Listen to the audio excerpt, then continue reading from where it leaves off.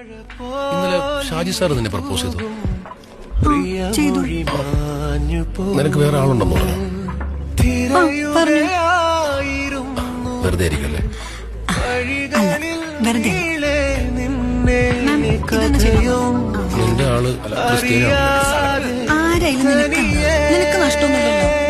ഇടയ്ക്കിടയ്ക്ക് ചോദിച്ചാൽ വെറുപ്പിക്കല്ലോ. ഇനി എനിക്ക് നിന്നോട് പറയണം തോന്നുമ്പോ ഞാൻ നിന്നോട് പറയാം കേട്ടോ.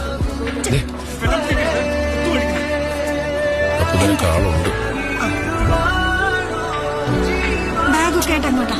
നെല്ലിയാമ്പതിക്ക് ഒരു മെഡിക്കൽ ക്യാമ്പ്. എന്ന് വരും? 5 ദിവസം കഴിയും. 5 ഞാൻ നിന്റെ ജാടാണോ വന്നത്? ഒരു കാര്യം പറയണം, ക്രിസ്ത്യാനിയല്ല, മുസ്ലിമാ. ജാതി മതമൊന്നും എനിക്കൊരു പ്രശ്നമല്ല. നിനക്കും പ്രശ്നമല്ലാന്ന് എനിക്കറിയാം.